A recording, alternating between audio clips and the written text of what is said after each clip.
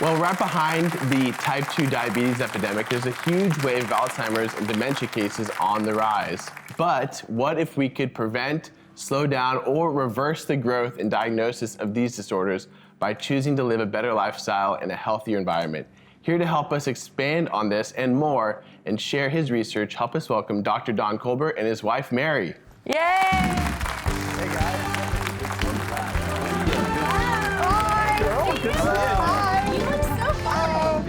Guys. Welcome back, you split your time between here and Florida, right? So where are you guys these days? In the plane. We're right here in Nice. South Lake now. Right. So give everybody an update. What have you been working on? Oh my God. I just finished an advanced cancer seminar this past week. So exciting because we have some key answers to cancer. That's a book I'm doing in 2 years. Good. So really excited. Always learning, always being led by the Holy Spirit. He shows me where to go, what doctors to study under, because they're doing things in Germany that they're not doing here in the U.S. Oh, it's so pivotal. I know a lot of people, when they get cancer, they go out of state to try to seek treatment because there's a lot of stuff that they don't do here that's effective. That is changing. It is very exciting. As a matter of fact, when we came home from this conference, Don could hardly sleep. I could hardly sleep. We wanted to get on top of the mountain and say, hey, if you've got cancer, God has an answer now. But again, I'm not an oncologist, but again, God's showing me the answers, and some people have figured this out, especially the Germans. They're so far ahead of us, guys. And so that's why I'm excited, because the Holy Spirit literally guides me and shows me. And so I'm going to be writing a book on this, natural things that we can do. They're absolutely amazing. One, I'm going to give you a little hint. One is in mistletoe. Now, the mistletoe has some of the most powerful anti-cancer ingredients on the earth today. And the mistletoe is mainly from Germany, but you need to know how to do it, find a doctor that can do this. And so again, I'm just going to give you that little blurb right there. Nice. We have, for the last 2 years, been in the studio doing recordings, a podcast. We have a podcast now, it's free. And what we've decided to do to help people, because people have a hard time getting in to see Don, and he's not cheap. And we understand that. But we're doing a podcast covering every disease known to man. What's the name of the podcast? It's Dr. Colbert's podcast. Right. And so they can just search that. Go to our website and download anything, and we're telling them what to take, where to get it, for everything. Oh, that's what a great resource. Yeah, he's given his trade secrets We're going to cover every disease out there and put it online. It'll be on YouTube, and it'll be the all cancer over. one will be next month. Oh, I love that. You see, one of the things I remember God telling me specifically, we were actually doing shows on vaccines, and I've received a lot of those, and I was kind of overwhelmed by the fact of all the ones that I had. I remember he spoke to me and he said, I designed your body to heal itself. Yes, absolutely. And in nature, he's given these amazing plants and different things. That's what I love about homeopathy, is that he's giving us these answers that will heal the body, but we have to tap back in. And I think as believers, we have to educate ourselves on what God has already given us, because I think because of Western medicine, we've become so disconnected from the design that God has put in nature to heal us. And so we're talking about Alzheimer's today, dementia, which is on the rise. They used to believe that this was more of a genetic thing, and there is a genetic aspect to it, but a lot of this, they're realizing, has to do with, I'm believing, inflammation. Inflammation and diet. The key is diet. The driving force for Alzheimer's is our diet. And the more sugar... Seeming like most diseases, diet is a major factor. But see, Alzheimer's is simply following our diabetes, type 2 diabetes epidemic. And realize that 40% of this country is either diabetic or pre-diabetic. Over 40%. It keeps increasing every year. But again, if you just have elevated blood sugar, if your hemoglobin A1C is over 5.6, or really even lower than that, you're asking for Alzheimer's memory loss, because it's simply insulin resistance of the brain, which is type 3 diabetes.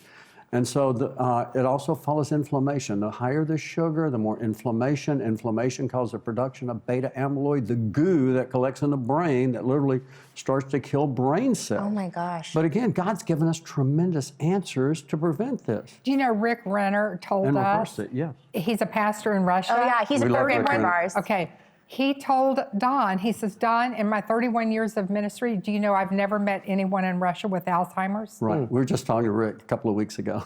There really is an attack here with our food. It's our food. It's our food. It's our food and our stress and our lack of sleep. Is it the sugar, the processing of the food? Well, yes. But it's the inflammatory foods. We are eating so many inflammatory foods. And it says in Galatians 5:24, you that are Christ have crucified the flesh with its affections and lusts. Yeah. And our flesh lusts and craves sugar and carbs and starches, the very foods that invite strong drug. Yes. They've done studies. They say sugar is more addictive than cocaine. Yeah, it's crazy. But sugar invites inflammation into the brain. It ages our brain. It converts to advanced glycation end products that literally ages every organ in the body, including our brains. It gums up the brain. It produces beta amyloid. So I talk about the key driving forces for Alzheimer's. It's not just sugar. It's trans fats, hydrogenated fats, deep fried foods, French fries, all the bad fats that we eat, as well as it's not enough trophic factors. Not enough hormones. It's interesting that Alzheimer's usually starts after 50 when most of the hormones crash in men and women. And then those hormones are very important for maintaining the neurons in the brain, as well as certain vitamins like vitamin D is critical for the brain. It turns on over 900 genes. It helps to repair and restore and maintain synapses in the brain, as well as curcumin, curry, amazing for the brain, turmeric. This actually helps to get rid of beta amyloid in the brain, as well as cinnamon. Cinnamon is amazing for boosting brain-derived neurotrophic factors. So again, we have some amazing things that we can do, but diet is at the forefront. And when you mentioned, go ahead. His father died of Alzheimer's over 10 years ago. So Don has been in deep research. I want people to understand For this. decades. This is very personal. We finally found the answer. And so he dug in deep because he wanted to know, because we really do believe for every disease, God has an answer. We believe that. And so he's been for 10 years researching this. Then his mother, after the father died, his mother started showing these signs also. Now she worked until she was 82 in a bank, full time, until she was 82. But then in her, as she got older, in her 84 and all, she started having memory issues. They started getting a little worse. And then I'll let you. Now there's a blood test that people can do to find out if they have these genes. Genetic. And I think this is important for people to hear this. Is it a mutation? Well, what's happened is 1/4 of the population, 25%, has the Alzheimer's gene and don't know it. Yes. And they are very prone, but there's a simple test. So if you don't have the gene, you're not at all prone to it? Is that how that works? Yes, you are. If you have That's why it's on the rise. Yes, but right. this is just one cause. There's 6 major causes of Alzheimer's. But if you have the gene, you're much more susceptible. What's the name of the gene? It's the ApoE4 gene.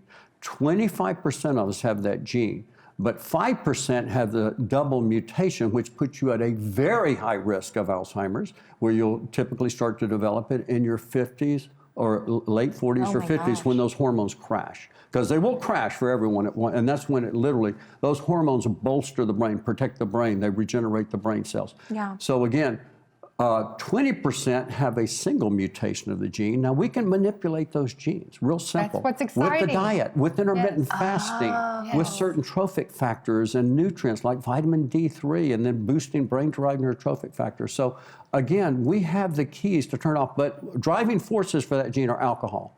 If you have that gene, any amount of alcohol will literally start to cause that gene to express itself, start to degenerate the brain. I know a lot of people think, oh, well, if I have the gene, I don't want to know. Yes, you do. Yes, you do. We can manipulate it. Used to be. Yes. It used to be you didn't want to know because it's like it's a death sentence and there's no hope. That's not the case anymore. You do want to know because there are things you can really do. And let me just tell you. Because you can turn those genes off, right? You have the gene. Once you have the gene, you always have the gene, but you manipulate it so it doesn't push you down that pathway to dementia.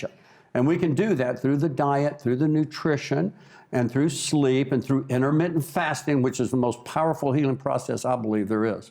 Now, what Don did is through his research, when his mother got really bad, this is a true story. 1 year ago, his brother called. Mom was in comatose. She had COVID. She had COVID. She had. She was dying, and she was in a coma. And she had quit eating. She'd quit eating. And she was drinking.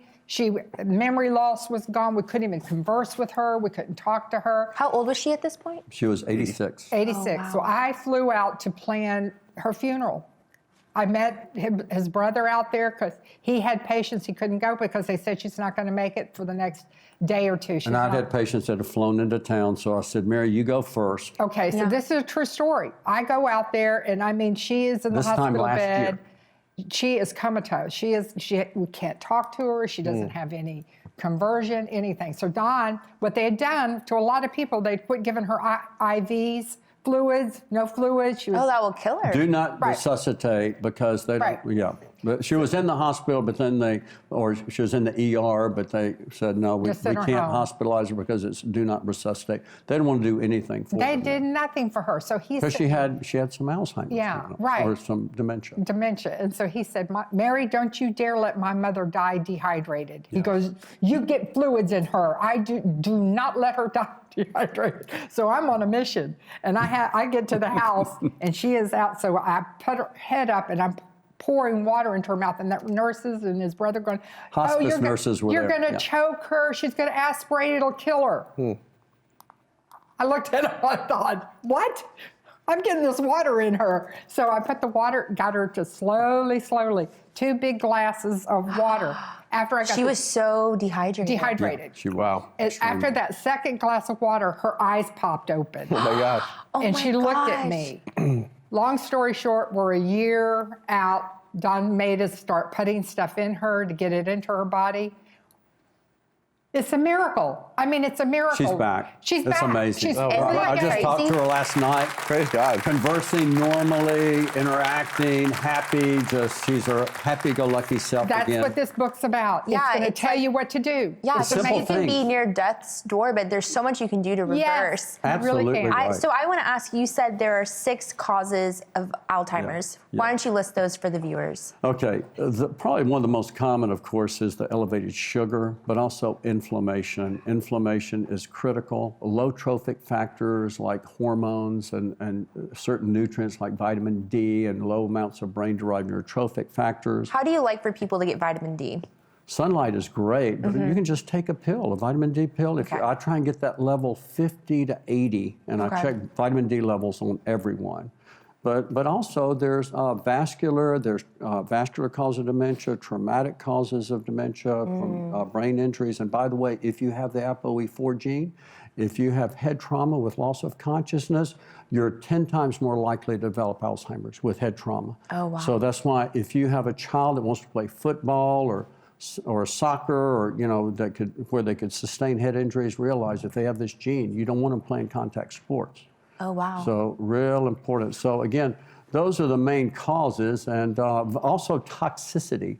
We find that certain toxins like mercury is a major brain toxin, and they call it toxic or vile forms of dementia, and also mold toxins. Yeah. And about 25% of the population are unable to produce the antibody that binds to the mold toxin so the body can rid itself of this toxin. So just like 25% have the Alzheimer's gene, 25% cannot get rid of mold. And so when we have hurricanes or water damaged buildings like we have in Florida so much, I see people that come in with severe memory loss and they're young. And that's because that mold, when it gets in the brain, those toxins create tremendous inflammation in the brain and memory loss. So we were, thank goodness we know how to recognize it and reverse it. I want to ask about fat, because you were talking about trans fat. There's a lot of debate over what fat is good, what fat is bad. Can you kind of set the record straight on that? Yes, absolutely. The bad fats, the worst fat, I would say, are the hydrogenated or the trans fats. Now, unfortunately, since 2015, the Food and Drug Administration says if a company has less than 500 milligrams per serving, they can put 0 amount of trans fats on there. Trans fats inflame the brain and literally push you toward Alzheimer's. It's in most every processed food that tastes good. And Are these the seed oils? Yeah, seed oils, right? Like grapeseed oil. They can be, but they're hydrogenated fats, and these fats are found mainly in cake icing and cookies and brownies and donuts and everything that tastes good. They put these things, but they only put just under that limit, under 500 milligrams per serving, which is, you say it's a small amount. No, it's not. It's horrible for the brain because we don't eat just one serving. You don't eat just one potato chip, which, by the way, is full of them. Or popcorn. especially the buttered popcorn, and they say it's butter, but it's this trans fat they put in to give it that buttery flavor. So it's not real butter. It's like the fake, it's the processed fats. Right. No, it's the trans fat butter. That's not real butter. And I so hate that stuff. that hydrogenates and partially hydrogenates our brain, that pushes it toward inflammation. The brain gets inflamed and produces this goo called beta amyloid and plaque and tangles that literally destroys our brain, our memory. Our memory starts to go. One thing that's becoming, I think people are becoming aware of different foods that are bad. I feel like seed oils is something we're hearing a lot about. Seed oils are highly inflammatory, so that's why we fry a lot of our fried foods, our French fries, our chips, our corn chips, tortilla chips, our and all fried foods are bad, right? Deep Inflammatory? fried, absolutely, because they're fried in these cheap seed oils, soybean oil, and things like that. And your body doesn't know what to do with it. oil. And these oils are highly, highly inflammatory for our brains. And you're creating tremendous free radicals, and you're damaging your brain when you eat these foods. Well, we have a lot to get into. I know Rebecca would probably ask questions the entire show, but we have a bunch of people that want to do segments with you, Doctor. So let's go to a break, and when we come back, Dr. Don Colbert is going to be doing a tasting segment with Jonathan and Susie. Stay tuned for more from Dr. Don Colbert. That's next.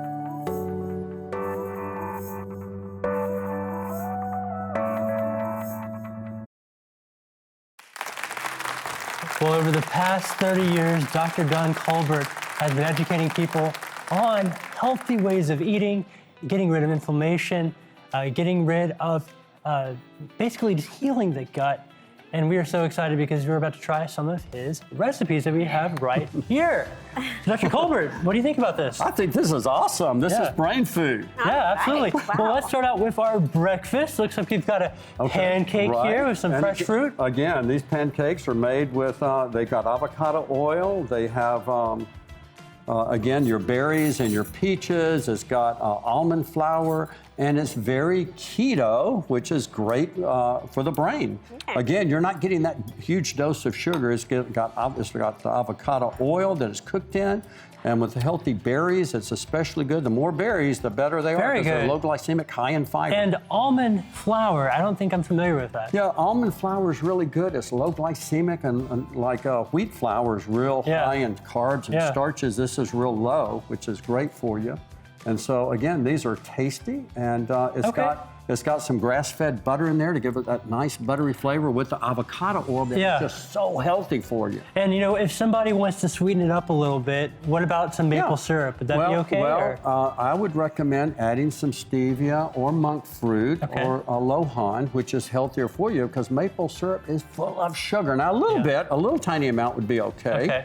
But again, it's better to use stevia or monk fruit, which I think will make it taste just as sweet, but is so brain healthy for you. Okay, very good. Well, let's move on to our lunch. I see we've got a veggie burger here. Okay, now this is our, we got the grass-fed meat, which is ground beef. I'm sorry, not a veggie burger. It's not veggie burger. I was going to say, this is a beef burger. This is the way I eat my hamburgers. It's grass-fed. I just saw the lettuce on the outside. It's got tomatoes, you see. It's got mustard, which is real low sugar. There's no sugar there. It's got sweet potato wedges, which are not deep fried. It's baked. Now, again, you want to make your starch or carb usually the size of a tennis ball. Maybe a little bit too much sweet potatoes, but sweet potatoes, and when you combine it with the meat, and it makes the right combination fuel mixture. So it contains fiber, and it provides great nourishment for the brain. And brain food. No bun here. I guess that's a no-no. And that's the wheat. The wheat is full of carbs. The wheat germ agglutinin is inflammatory to a lot of people. It literally causes brain fog for so many patients, especially with gut issues. It inflames many of my patients' guts. So we try and leave the wheat off. Now, a little bit of rice you could use, also about the size of a tennis ball, small amount. But this is a good, very healthy, or you could, it's a great lunch, or you can use a chicken breast too. Yeah. As long as it's not deep fried. You notice, you say, well, the burger can be grilled. It's fine. You can be baked. But you don't want to deep fry meats. That's the big thing when you get into trouble. Nice. Very good. All right. Well, let's move on to our dinner. I see a nice now steak. that's our grass-fed steak, which is good. You want it grass-fed because when you get regular, steak that's corn-fed beef, that's much more inflammatory. Whereas grass-fed has lots of the good, healthy fatty acids in it. It's not inflammatory, not nearly so like this. And it's got a cauliflower. Like mashed potatoes. Cauliflower is real low glycemic, real healthy.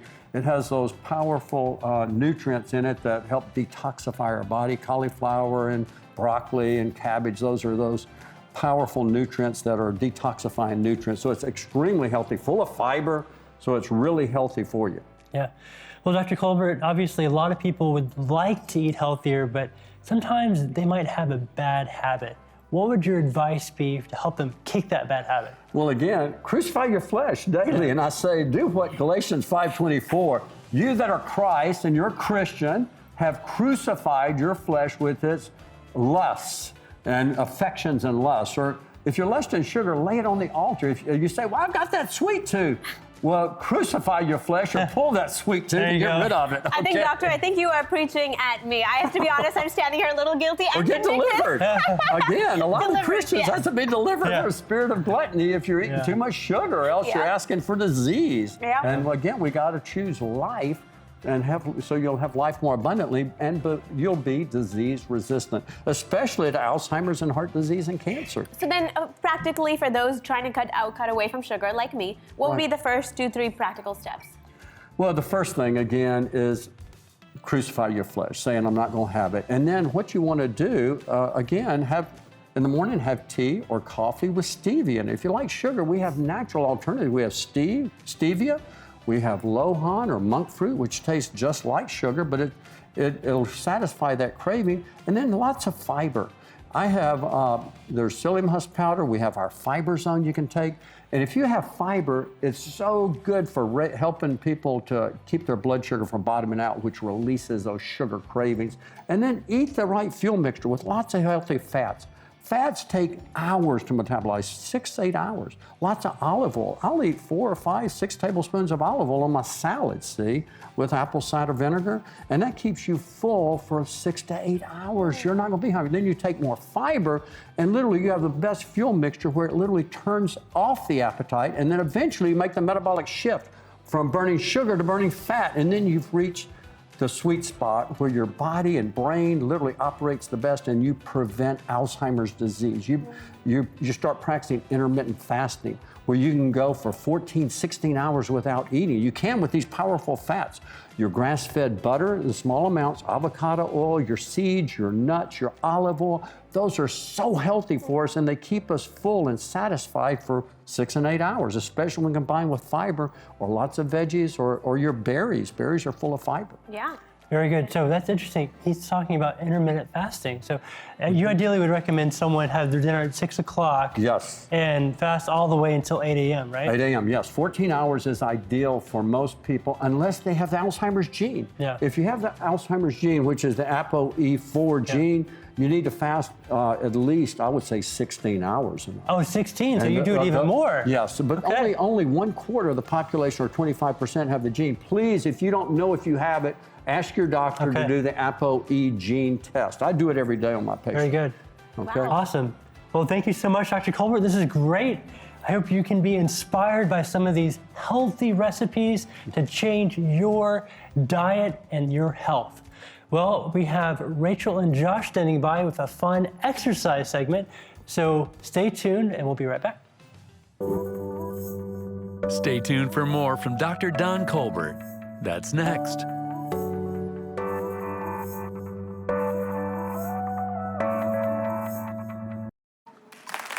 Hello, everyone. Welcome back. Well, we always hear how exercise is good for our bodies, but how is it good for our brains specifically? So we are putting this question to the test as I sit on the couch and watch some TV, and Josh is over here working out on the treadmill. How are you doing over there, babe? Darling, when I turned up to work this morning, I didn't think I was going to be working from a treadmill, but I actually like this, Dr. Don. Isn't this great? It's kind of like waking me up, getting me some energy. Exercise is the single most important thing you can do to prevent and reverse memory loss. Regular exercise. This is great. Now, if you have a balance problem, I recommend a recumbent bike where you're sitting with a backrest so you don't fall off the treadmill. You won't fall off a recumbent bike. But exercise, both aerobic, which you're doing, and anaerobic or weightlifting or calisthenics are wonderful at producing this powerful brain chemical that restores the brain called brain-derived neurotrophic factor. When you are exercising, you are producing this powerful protein that starts to repair the brain. Wow. And so it literally your brain starts to form new synapses, and it prevents memory loss. It's one of the best things we can do to prevent memory loss and to prevent a diagnosis of Alzheimer's disease, especially if it runs in your family. Well, Regular exercise. Dr. Don, I'm going to try not to fall off this because it's live television. There's no way we can rewind it. But Rachel, I'm having fun. How's that couch over there? Listen, I don't know how much work I'm getting done over here, but I have to say, it's so funny they're using this treadmill because this fun fact for all the viewers at home is a treadmill that Rose, who's one of my best friends, she's a producer here, and I used during COVID when all the gyms shut down. We got this I think from the trash. I think from the side of the road we picked this up. Anyways. Well, let me tell you, speed it up a little bit. I'm going to show you something real important. Here's how you want to exercise. Now, Josh, can you sing while you're running? I sing in the shower, that's I know, but while you're running, if you're singing, you want to walk slow enough so that you can talk, yet fast enough so you cannot sing. If you're singing and walking, you're walking way too slow, okay? Well, you have to speed it up. I could probably sing Joni's favorite song right now. Okay, go ahead, sing it. Let me hear you. No fear. I know that the next lyric is something else. No fear. Hey, you're in good shape. So I need to go faster. That's what you need to go faster, but I don't want you to fall off now. So you can slow it down. But the key we want to do for most people, you want to walk slow enough so that you can talk, yet fast enough so that you can't sing. If you're singing, you got to speed it up. Okay? That's a great rule. Now, anyway, any kind of exercise will help. Yes. And what I do is I vary my exercise. I do aerobic exercise, and I go in the gym and I push weights 4 or 5 days a week, usually 5 days a week. But I love to do the high intensity interval training for myself, because that's the best form of exercise that helps your brain.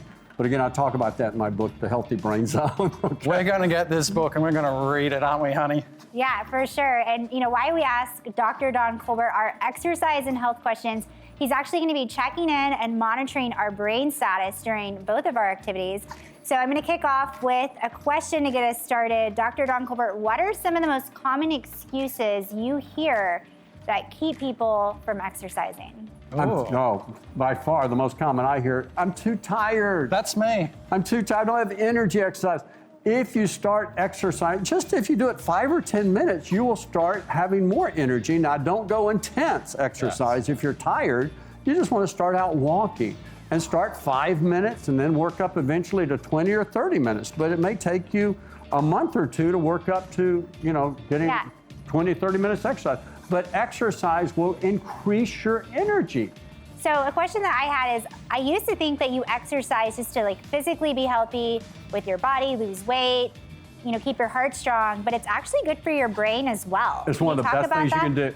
Exercise is one of the best things for the brain, mainly due to the fact when you are exercising, you are boosting this powerful brain chemical called brain-derived neurotrophic factor. It's like Miracle Grow for the brain. Miracle Grow is what we put on our plants. Well, brain-derived neurotrophic factor helps the brain regrow neurons, regrow synapses, so it literally reconnects the brain as you're exercising. So you want to do it regularly, at least 3 days a week, preferably 5 days a week, and combining, and again, you don't have to exercise for hours. If you do it 20 minutes is great. And many times what I do, I do my calisthenics and weightlifting aerobically. So I don't rest in between. I just keep going. And then at the end, I'll do 10 minutes of high intensity interval training. Talk about what is going on with my brain as I'm just sitting down on the couch watching TV. Well, as you're sitting, again, you're moving, you're circulating your blood. As you circulate your blood, as you increase blood flow to the brain, one of the main cause of dementia is poor blood flow to the brain. Wow. And so as you're circulating, you're preventing vascular dementia. And so again, as you improve your circulation to the brain, you're going to also improve your memory eventually, mainly because that brain-derived neurotrophic factor. So again, exercise is one of the best things we could do for the brain, but both aerobic, like Josh is doing, and anaerobic, like calisthenics and weightlifting. They're both wonderful. I've heard that if you only do a bunch of cardio, because a lot of people think, oh, I need to lose weight, I need to run, I need to do a bunch of cardio, that it's actually not really great for you. Well, a lot of people, when you do too much cardio at too high of an intensity, you're actually stressing your body and producing a lot of cortisol. The more cortisol your body produces, the more it stresses the brain. When your body produces too much cortisol, it inhibits the brain from taking up sugar or glucose in the brain, in the hippocampus. The hippocampus is right here, the size of a seahorse, and it's where our main short-term memory center is. And so too much stress or too intense exercise can actually end up hurting your brain. So you want to get your sweet spot. Right. Again. Because I found, like, whenever I lift weights, I'm gaining muscle. So it might look like I'm gaining weight, but I'm actually losing inches. That's right. Because the muscle is burning the fat. And is that absolutely. The more muscle you gain, the better off your brain is. So muscle gaining is wonderful for the brain. Again, it goes back to that brain-derived neurotrophic factor. It's like miracle growth for the brain. It helps the brain. Okay, talk about when we should exercise, because a lot of times the This only is a free debate time in our household. is at night, but you say that's not good. Well, here's the best time to exercise is when it's the best time for you. For me, I'm not a morning person. Okay. So if I were to exercise in the morning, I wouldn't have the energy. So for me, it's right after work. After work, I'm burning off these stress chemicals. I love it. I have the energy to exercise. If you want to lose weight, the best time to exercise is first thing in the morning, before you eat. Why? Why is that? Because literally you've been fasting overnight, preferably at least 14 hours.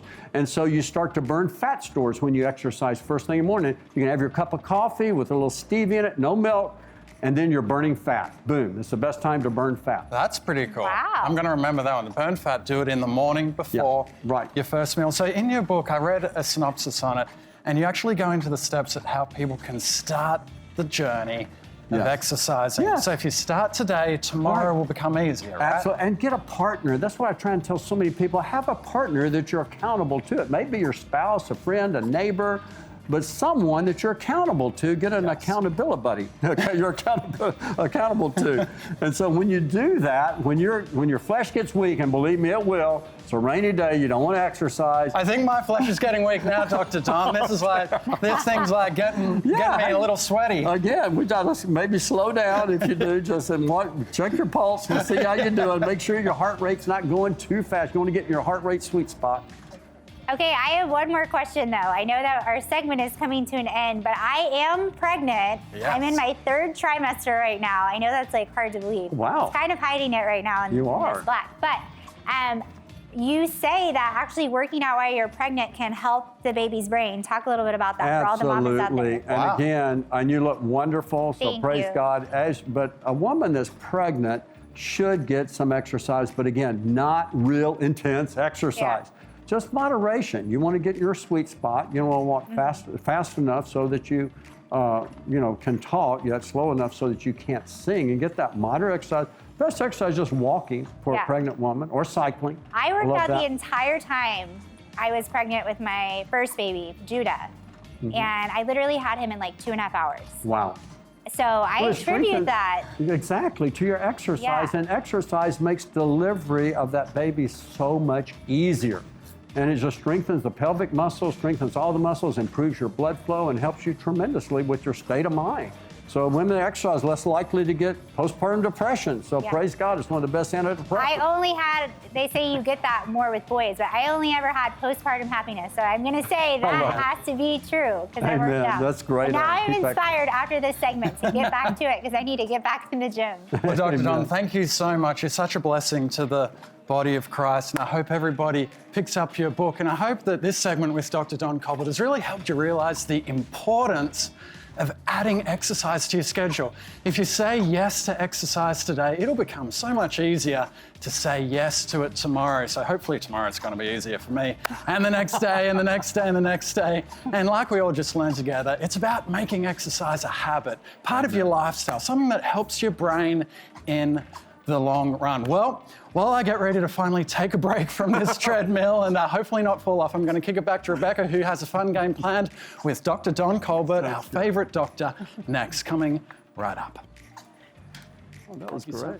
Well, thank you so much, Josh. Thank you for doing the treadmill segment. That is not easy, and I feel like you didn't even break a sweat, so shout out to you for surviving that. Well, guys, we couldn't let the program end without sneaking in a little fun game with Dr. Don Colbert. So we're going to engage in a friendly competition and a game that we are calling Brainiacs. Get it? We're doing a show about Alzheimer's dementia. It's called Brainiacs. It's about brain health. So first, I would like to introduce to our lovely Brainiac contestants. We've got Armando. Hello. And Armando, look at that. Joe Nanowski on one team. Washboard abs right here and something else here. Hey, the picture of health. And the other picture of health, our very own Steven. Woohoo! And Kendra. Yes. And I hope you recognize them because they are our lovely Daystar singers. And I am playing host today because I wanted to make them play a game and me host, because it's always the other way around. So this is how the game is played. Each contestant will step up to their buzzer, an item will pop up on the screen, and they will buzz in to guess whether Dr. Don Colbert says that it is good or bad for the brain. And as we go through these questions, Dr. Don Colbert will educate us further on the why behind this answer. So if their answer aligns with this, they will win a point. Because there are only two ways to answer, there will not be an opportunity to steal a question. Whoever has the most points at the end will end with, they say bragging rights, but I would like to call it glory. Is everyone ready? Well, let's get to that first question then. Let's do this. All right, guys. Okay. So, just to clarify, I read these two things. Oh, picture on the screen. Okay. All right, guys. This is mercury fillings. Is this good or bad for your brain? Bad. And the answer is?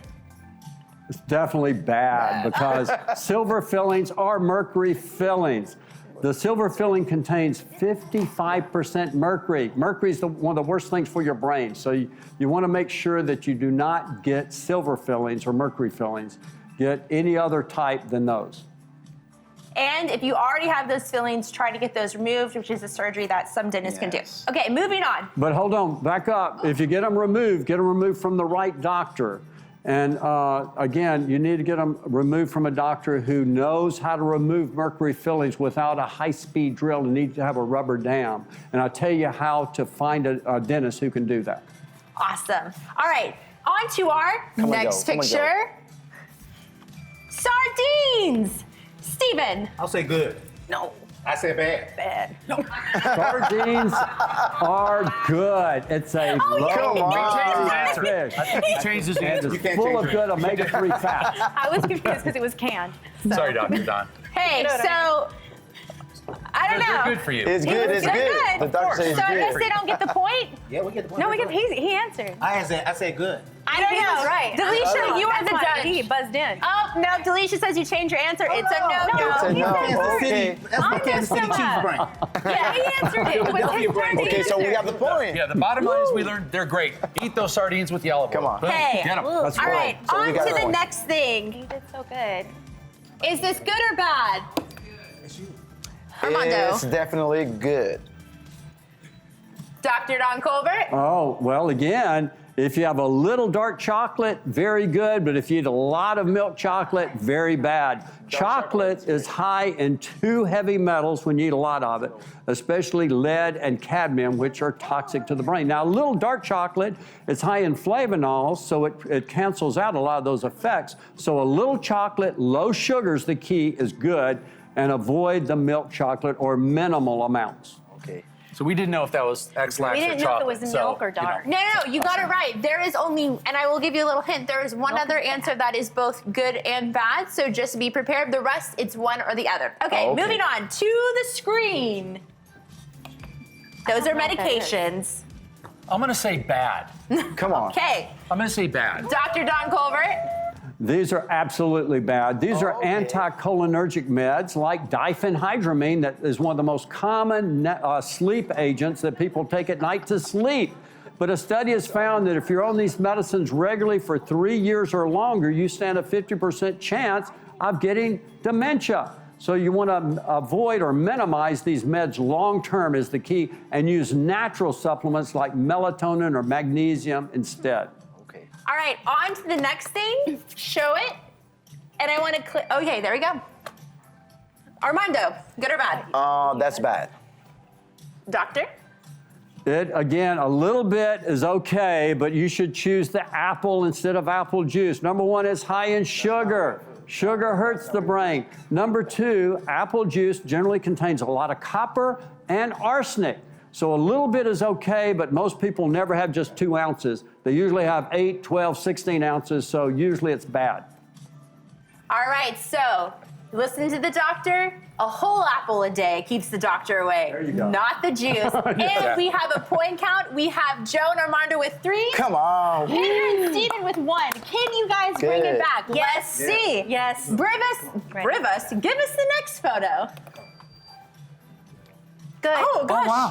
Good. I'm going to say good. I'm going to say good. That looks like good things right there. Some fiber, some fruit, some yogurt. Doctor? It can be good or bad. So many people, the 2 most common foods people are sensitive to that create inflammation in the body are dairy and wheat. So for the vast majority, dairy with milk products is not good. Choose sheep or goat yogurt and low sugar yogurt. The sugar is the key thing that hurts the brain. So as long as it's made from goat, sheep, and low in sugar, and without the excess fruit. Remember, when there's a lot of fruit, there's a lot of sugar. It's usually good. All right, so not all yogurt is the same. You better be looking at that ingredients and those sources. Yes. All right, to the next photo. I buzzed that in. I just She wanted to did. know. It is bad. Sugar did is it. bad, Yeah, bad, take it. bad. All sugar. Doctor? Absolutely. Sugar is bad. It is the driving force of the Alzheimer's epidemic. That's why in the next 30 years, Alzheimer's is predicted to triple in the next 30 years because sugar and carbs and starches are driving this Alzheimer's epidemic. All right, we have a score of 4-2. We only have a couple questions left. Let's see if we can take the lead over here. We can. All right, next photo, please. Whoa! Yes. Oh, That's definitely bad. Doctor?